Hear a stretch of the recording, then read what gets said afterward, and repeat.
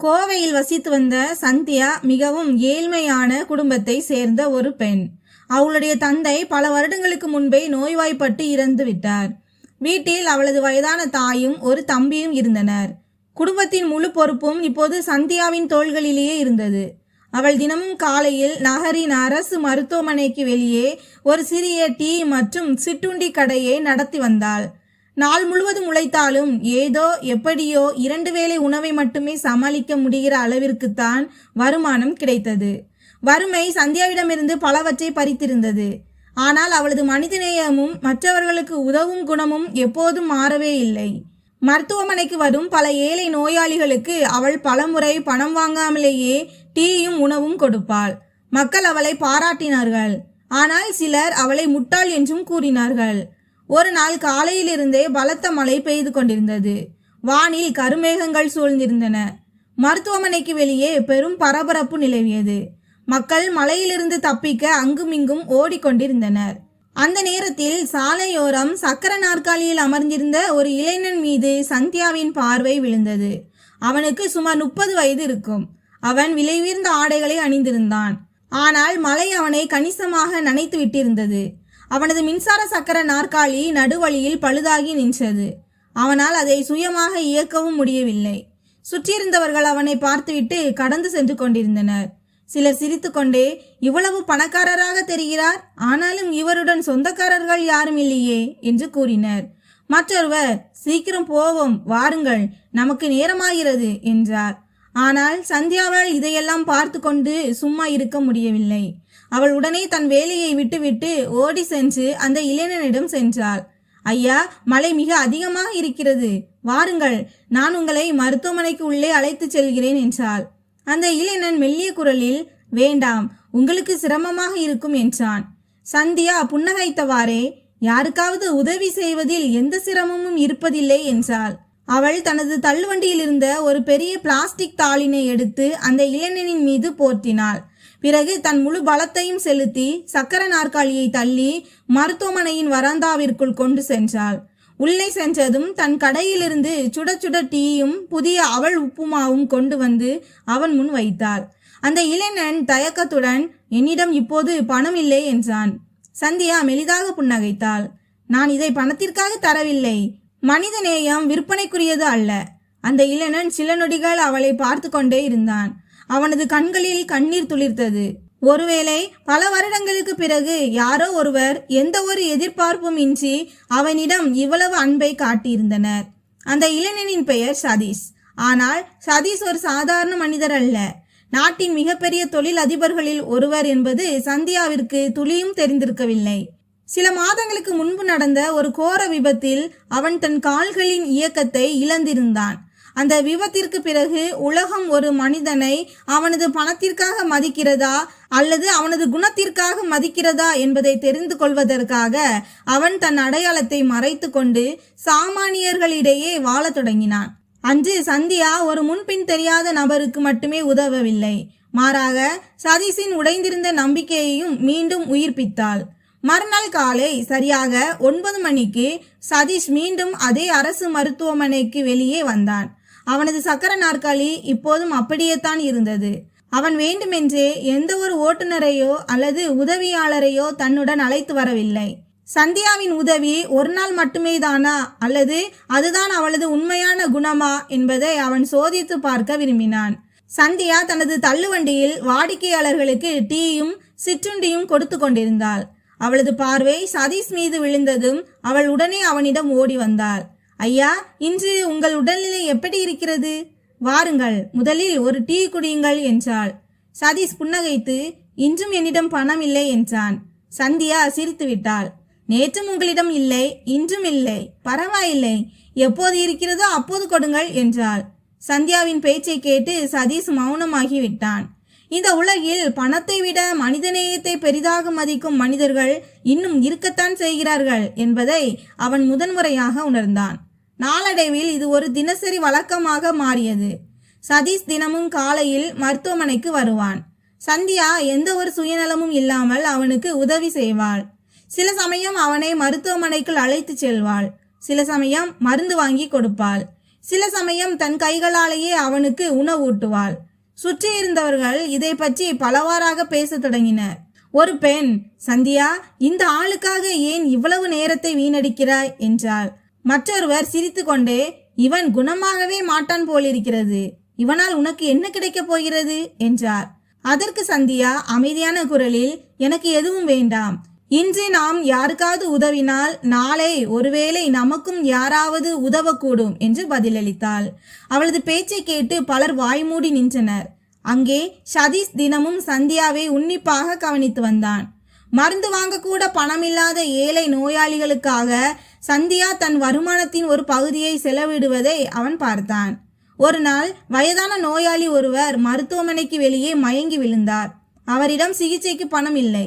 சந்தியா ஒரு நொடி கூட யோசிக்காமல் தன் அன்றைய நாள் முழு வருமானத்தையும் மருத்துவரின் கையில் கொடுத்து, இவருக்கு சிகிச்சையை தொடங்குங்கள், பணத்தை நான் பிறகு கூட சம்பாதித்துக் கொள்வேன் என்றாள். சதீஷ் இதையெல்லாம் தன் கண்களாலேயே பார்த்து கொண்டிருந்தான். அவனது கண்கள் கலங்கின. தன்னிடமே எதுவும் இல்லாத ஒரு பெண் மற்றவர்களுக்காக தன்னிடமுள்ள அனைத்தையும் வாரி வழங்குகிறாளே, இப்படிப்பட்ட ஒரு மனிதநேயத்தை நான் இதற்கு முன் பார்த்ததே இல்லை என்று அவன் தன் மனதிற்குள் சொல்லிக் கொண்டான். அன்றிரவு சதீஷ் தனது கம்பெனியின் தலைமை அலுவலகத்திற்கு சென்றான். அங்கே அவனது தனி செயலாளரும் பாதுகாப்பு பிரிவு தலைவரும் அவனுக்காக காத்திருந்தனர். செயலாளர், சார், இப்போது உங்கள் அடையாளத்தை அனைவருக்கும் வெளிப்படுத்திவிடலாமா என்று கேட்டார். சதீஷ் தீவிரமான குரலில், இல்லை, இப்போது வேண்டாம். நான் சந்தியாவின் மனிதநேயத்திற்கு இறுதி பரீட்சை ஒன்றை வைக்க விரும்புகிறேன். அவள் பார்ப்பதற்கு எப்படி தெரிகிறாளோ உண்மையில் அப்படியே இருந்தால் அவளுக்காக நான் ஒரு முடிவு எடுப்பேன். அது அவளது வாழ்க்கையை மட்டுமல்ல, ஆயிரக்கணக்கான ஏழை மக்களின் வாழ்க்கையையும் மாற்றிவிடும் என்றான். செயலாளரும் பாதுகாப்பு பிரிவு தலைவரும் ஒருவரை ஒருவர் பார்த்து கொண்டனர். தங்கள் முதலாளி உண்மையில் என்ன நினைக்கிறார் என்பது அவர்களுக்கு புரியவில்லை. மறுநாள் காலை சதீஷ் எப்போதும் போல சாதாரண ஆடைகளில் சக்கர நாற்காலியில் அமர்ந்து மருத்துவமனைக்கு சென்றான். ஆனால் இந்த முறை அவன் தனது கம்பெனியைச் சேர்ந்த 2 நம்பிக்கையான ஊழியர்களை சாதாரண உடையில் சற்று தள்ளி நிற்க வைத்திருந்தான். அவர்களுக்கு ஒரே ஒரு வேலைதான் கொடுக்கப்பட்டிருந்தது. சந்தியாவின் ஒவ்வொரு செயலையும் உன்னிப்பாக கவனிக்க வேண்டும். சிறிது நேரத்திற்கு பிறகு பணக்கார தோற்றமுடைய ஒரு நபர் சந்தியாவின் கடைக்கு வந்து, எனக்கு சீக்கிரம் டீ கொடு என்றார். அதே சமயம் சதீஷ் வேண்டுமென்றே தனது சக்கர நாற்காலியை முன்னகர்த்த முயன்றான். ஆனால் அவன் நிலை தடுமாறி கீழே விழுந்து விட்டான். சுற்றியிருந்த பலர் அதை ஒரு வேடிக்கையாக பார்த்து கொண்டிருந்தனர். சிலர் தங்கள் அலைபேசியை எடுத்து வீடியோ எடுக்க தொடங்கினர். ஆனால் எவரும் அவனை தூக்க முயற்சிக்கவில்லை. சந்தியா ஒரு நொடி கூட தாமதிக்காமல் டீ கிளாஸை அங்கேயே வைத்துவிட்டு ஓடி சென்று சதீஷை அடைந்தாள். ஐயா, உங்களுக்கு எங்கும் அடிபடவில்லையே என்று பதறியபடி அவள் தன் கைகளால் சதீஷை தாங்கி பிடித்து சக்கர நாற்காலியில் உட்கார வைத்து அவனது முழங்காலில் ஏற்பட்டிருந்த சிறு காயத்தை சுத்தம் செய்ய தொடங்கினாள். அப்போது அந்த பணக்கார வாடிக்கையாளர் கோபத்துடன், முதலில் என் டீயை கொடு, நான் காசு கொடுக்கிறேன் என்று கத்தினார். சந்தியா மிக அமைதியாக, ஐயா, உங்களுக்கு இன்னும் 2 நிமிடம் கழித்து கூட டீ கிடைத்துவிடும். ஆனால் இவருக்கு இப்போது உதவி செய்யாவிட்டால் இவரது வலி அதிகமாகிவிடும் என்றாள். இதை கேட்டு அங்கிருந்த பலர் மௌனமாயினர். தூரத்தில் நின்றிருந்த சதீஷின் ஊழியர்கள் இருவரும் இதையெல்லாம் பார்த்து கொண்டிருந்தனர். அவர்கள் உடனடியாக அந்த ஒட்டுமொத்த சம்பவத்தையும் தங்கள் கேமராவில் பதிவு செய்து கொண்டனர். அன்று மாலை சதீஷ் தனது பிரம்மாண்ட பங்களாவிற்கு சென்றான். அவனது தனி செயலாளர், சார், இப்போதாவது சந்தியா உண்மையிலேயே மிகவும் நல்ல பெண் என்பது உங்களுக்கு உறுதியாகி இருக்குமே என்றார். சதீஷ் புன்னகைத்து, இன்று நான் மனிதநேயத்தை என் கண்களாலேயே பார்த்து விட்டேன். உலகம் அவளை அடையாளம் கண்டுகொள்ள வேண்டிய நேரம் வந்துவிட்டது என்றான். பிறகு அவன் தனது வழக்கறிஞர், கம்பெனியின் இயக்குநர்கள் மற்றும் அறக்கட்டளை அதிகாரிகளின் ஒரு சிறப்பு அவசர கூட்டத்தை கூட்டினான். அந்த கூட்டத்தில் சதீஷ், இன்றிலிருந்து நமது கம்பெனி சந்தியா அறக்கட்டளை என்ற புதிய அறக்கட்டளையை தொடங்கும். இந்த அறக்கட்டளையின் மூலம் ஆண்டுதோறும் ஆயிரக்கணக்கான ஏழை நோயாளிகளுக்கு இலவச சிகிச்சை அளிக்கப்படும். ஆனால் இதன் முதல் தலைமை பொறுப்பை எந்த ஒரு சுயநலமும் இல்லாமல் எனக்கு உதவிய அதே பெண்ணிற்கே நான் வழங்க விரும்புகிறேன் என்றான். அதிகாரிகள் அனைவரும் திகைத்து போயினர்.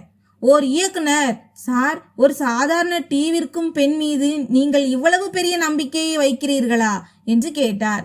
சதீஷ் உறுதியான குரலில், பட்டங்களை விட குணமே மேலானது, செல்வத்தை விட மனிதநேயமே பெரியது. நான் யார் என்றே தெரியாமல் எனக்கு மதிப்பளித்த அந்த பெண்ணே இந்த பொறுப்பிற்கு மிகவும் தகுதியானவள் என்றான். அனைவரும் கரவொலி எழுப்பினர். ஆனால் சதீஷ் தன் உண்மையான அடையாளத்தை மருத்துவமனையில் யாரிடமும் இன்னும் வெளிப்படுத்தி இருக்கவில்லை. மறுநாள் சந்தியாவிடமே நேரில் சென்று தன் உண்மை நிலையை தெரிவிக்க வேண்டும் என்று அவன் முடிவு செய்தான். அங்கே சந்தியாவிற்கு தான் தினமும் கவனித்துக் கொள்ளும் அந்த சக்கர நாற்காலி மனிதர்தான் நாட்டின் மிகப்பெரிய தொழிலதிபர்களில் ஒருவர் என்ற விவரம் சிறிதும் தெரிந்திருக்கவில்லை. மறுநாள் காலை அரசு மருத்துவமனைக்கு வெளியே எப்போதும் இல்லாத அளவிற்கு முற்றிலும் மாறுபட்ட ஒரு சூழல் நிலவியது. சாலையோரம் பல சொகுசு கார்கள் வந்து நின்றன.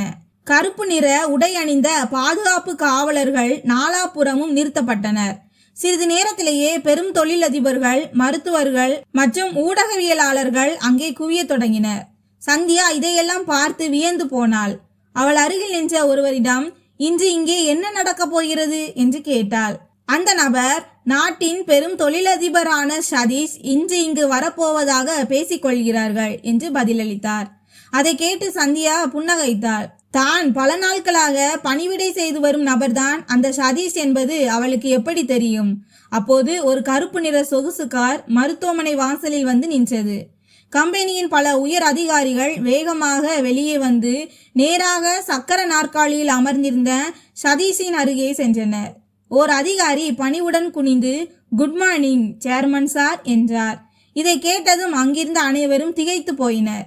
சந்தியாவின் கண்கள் ஆச்சரியத்தால் விரிந்தன. அவள் மெல்லிய குரலில், நீங்கள்தான் சதீஷா என்றாள். சதீஷ் புன்னகைத்து தலையசைத்தான். ஆம் சந்தியா, நான் தான் சதீஷ். மக்கள் என் செல்வத்தை மதிக்கிறார்களா அல்லது என் மனிதநேயத்தையா என்பதை தெரிந்து கொள்வதற்காகவே நான் என் அடையாளத்தை மறைத்திருந்தேன். சந்தியாவால் சில நொடிகள் எதுவுமே பேச முடியவில்லை. அவரை பற்றி எதுவுமே தெரியாமல் தான் எப்படி அவருக்கு உதவினோம் என்பது அவளுக்கு நினைவுக்கு வர தொடங்கியது. சதீஷ் அனைவரின் முன்பாகவும் பேசினான். இந்த உலகம் முழுவதுமே என்னை பார்த்துவிட்டு கடந்து சென்றபோது எந்த ஒரு எதிர்பார்ப்பும் இன்றி இந்த பெண் எனக்கு உதவினாள். இவள் ஒருபோதும் என் பெயரையோ என் அந்தஸ்தையோ அல்லது என் பணத்தையோ கேட்கவில்லை. வெறும் ஒரு மனிதனை மட்டுமே பார்த்தாள். இதை கேட்டு அங்கிருந்தவர்கள் தலைகுனிந்து நின்றனர். ஊடக கேமராக்கள் தொடர்ந்து இதையெல்லாம் படம் பிடித்து கொண்டிருந்தன. சதீஷ் தன் செயலாளருக்கு சைகை காட்டினான். செயலாளர் ஒரு கோப்புடன் முன்னே வந்தார். சதீஷ் அந்த கோப்பை சந்தியாவிடம் கொடுத்து, இன்றிலிருந்து நீ சந்தியா அறக்கட்டளையின் தலைவர். இந்த அறக்கட்டளையின் மூலம் ஆயிரக்கணக்கான ஏழை நோயாளிகளுக்கு இலவச சிகிச்சை அளிக்கப்படும். இதன் முழு பொறுப்பையும் நான் உன்னிடம் ஒப்படைக்கிறேன் என்றான். சந்தியா பதறி போனாள். ஆனால் நானோ ஒரு சாதாரண பெண். இவ்வளவு பெரிய பொறுப்பை நான் எப்படி சமாளிப்பேன் என்றாள். சதீஷ் புன்னகையுடன், யாருடைய மனதில் நேர்மையும் கருணையும் இருக்கிறதோ அவர்களால் மிகப்பெரிய பொறுப்பையும் மிக சிறப்பாக சுமக்க முடியும் என்றான். ஒட்டுமொத்த மருத்துவமனை வளாகமும் கரவொலி முழக்கத்தால் அதிர்ந்தது. ஆனால் சதீஷின் மிகப்பெரிய முடிவு இன்னும் மீதம் இருந்தது. அவன் அனைவரின் முன்னிலையிலும் மைக்கை எடுத்து, இன்றே நான் மற்றொரு முக்கிய அறிவிப்பையும் வெளியிட போகிறேன். அது நானும் சந்தியாவும் இருவருடைய வாழ்க்கையுமே என்றென்றைக்குமாக மாற்றிவிடக்கூடிய ஒரு அறிவிப்பு என்றான். இதை கேட்டதும் அங்கே நின்றிருந்த ஒவ்வொருவரும் மிகுந்த ஆர்வத்துடன் சதீஷை பார்க்க தொடங்கினர். சதீஷ் இதை சொன்னதும் ஒட்டுமொத்த மருத்துவமனை வளாகத்திலும் பேரமைதி நிலவியது. நாட்டின் இவ்வளவு பெரிய தொழிலதிபர் இறுதியில் என்ன அறிவிக்கப் போகிறார் என்பதை தெரிந்து கொள்ள அனைவரும் ஆவலாக இருந்தனர். சதீஷ் மைக்கை தன் கையில் எடுத்துக்கொண்டு அமைதியான குரலில் கூறினான். இன்று நான் சந்தியாவை கௌரவிப்பதற்காக மட்டும் வரவில்லை. அவளது வாழ்க்கையின் லட்சியமாக மாறக்கூடிய ஒரு மிகப்பெரிய பொறுப்பை அவளுக்கு வழங்க விரும்புகிறேன். அனைவரும் அவனது வார்த்தைகளை கூர்ந்து கவனிக்க தொடங்கினர்.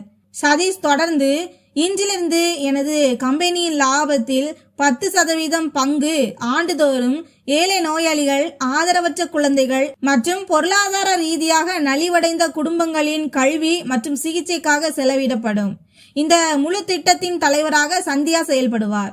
இதை கேட்டதும் கரவொலி முழக்கத்தால் அந்த வளாகமே அதிர தொடங்கியது. சந்தியாவின் கண்களிலிருந்து கண்ணீர் தார தாரையாக வழிய தொடங்கியது. அவள், சார், நான் வெறும் மனிதநேயத்துடன் மட்டுமே நடந்து கொண்டேன். இதற்கு பதிலாக எனக்கு ஏன் இவ்வளவு பெரிய கௌரவத்தை அளிக்கிறீர்கள் என்று கேட்டாள். சதீஷ் புன்னகைத்து, ஏனெனில் இன்றைய காலகட்டத்தில் எந்த ஒரு சுயநலமும் இல்லாமல் ஒருவருக்கு உதவுவதுதான் மிகப்பெரிய செல்வம். நீ என்னை மட்டும் காப்பாற்றவில்லை, மனித நேயத்தையே காப்பாற்றி இருக்கிறாய் என்றான். அப்போது ஒரு பத்திரிகையாளர், சார், இதுதான் உங்கள் இறுதி முடிவா என்று கேள்வி எழுப்பினார். சதீஷ் சில நொடிகள் புன்னகைத்துவிட்டு, இல்லை, இன்னும் ஒரு முடிவு பாக்கி இருக்கிறது என்றான்.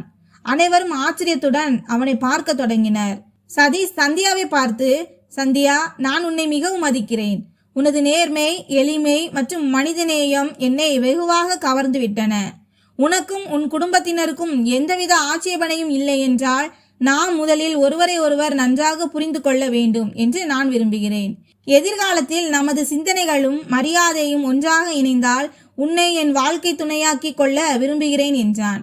ஒட்டுமொத்த வளாகமும் சில நொடிகள் பேரமைதியில் ஆழ்ந்தது. சந்தியா பணிவுடன் பதிலளித்தாள். சதீஷ் அவர்களே, எந்த ஒரு உறவின் அடித்தளமும் மரியாதை மற்றும் நம்பிக்கையின் மீதுதான் அமைய வேண்டுமே தவிர பணத்தின் மீது அல்ல. நாம் ஒருவரை ஒருவர் சரியாக புரிந்து கொள்ள முடிந்தால் அடுத்த கட்ட முடிவை நமது இரு குடும்பத்தினரும் இணைந்து எடுப்பார்கள் என்றாள். சதீஷ் புன்னகையுடன், உன்னிடமிருந்து இந்த பதிலைத்தான் நான் எதிர்பார்த்தேன் என்றான். அங்கிருந்த அனைவரும் எழுந்து நின்று கரவொலி எழுப்பினர். சில மாதங்களுக்கு பிறகு சந்தியா அறக்கட்டளை ஆயிரக்கணக்கான ஏழை நோயாளிகளுக்கு இலவச சிகிச்சை அளித்தது. நூற்றுக்கணக்கான குழந்தைகளின் கல்வி செலவை ஏற்றதுடன் எண்ணற்ற நலிவடைந்த குடும்பங்களுக்கும் உதவியது. சந்தியா தனது எளிமையோடு அறக்கட்டளையின் பணிகளை தொடர்ந்து கவனித்து வந்தாள். சதீஷ் எப்போதுமே அவளுக்கு ஒரு உச்ச துணையாக உடன் நின்றான். காலப்போக்கில் இரு குடும்பத்தாரின் சம்மதத்துடன் சதீஷ் மற்றும் சந்தியாவின் திருமணம் மிக எளிமையான முறையில் நடைபெற்றது. திருமணத்தில் எந்தவித ஆடம்பரமும் பகட்டும் இருக்கவில்லை. அன்றைய தினமே இருவரும் இணைந்து மற்றொரு முக்கிய அறிவிப்பையும் வெளியிட்டனர். ஒவ்வொரு ஆண்டும் ஏழை குடும்பங்களைச் சேர்ந்த பெண் குழந்தைகளின் படிப்புக்கும் திருமணத்திற்கும் நிதி உதவி வழங்கப்படும் என்பதே அது. உண்மையான செல்வம் என்பது வங்கி கணக்கில் இல்லை, மாறாக மனிதநேயம், பிறர் மீதான மரியாதை மற்றும் மற்றவர்களுக்கு செய்யும் நற்செயல்களில்தான் இருக்கிறது என்பதை மக்கள் அன்று உணர்ந்து கொண்டனர். நண்பர்களே, பிறரின் வழியை புரிந்து கொள்ளும் இதயம் படைத்த மனிதனே உண்மையில் இந்த உலகின் மிகப்பெரிய பணக்காரன். நாம் செய்யும் ஒரு சிறிய உதவி ஒருவரின் முழு வாழ்க்கையுமே மாற்றிவிடக்கூடும். எனவே எப்போதும் நற்செயல்களையே செய்யுங்கள். ஏனெனில் நாம் செய்யும் நன்மைகள் ஒருபோதும் வீண் போகாது. இறைவன் அனைத்து நல்ல செயலுக்கான பலனையும் உரிய நேரத்தில் நிச்சயம் வழங்குவார். இந்த கதை உங்களுக்கு பிடித்திருந்தால் இந்த வீடியோவை லைக் செய்யுங்கள். உங்கள் நண்பர்கள் மற்றும் குடும்பத்தினருடன் பகிர்ந்து கொள்ளுங்கள். நமது சேனலை சப்ஸ்கிரைப் செய்யுங்கள். நன்றி.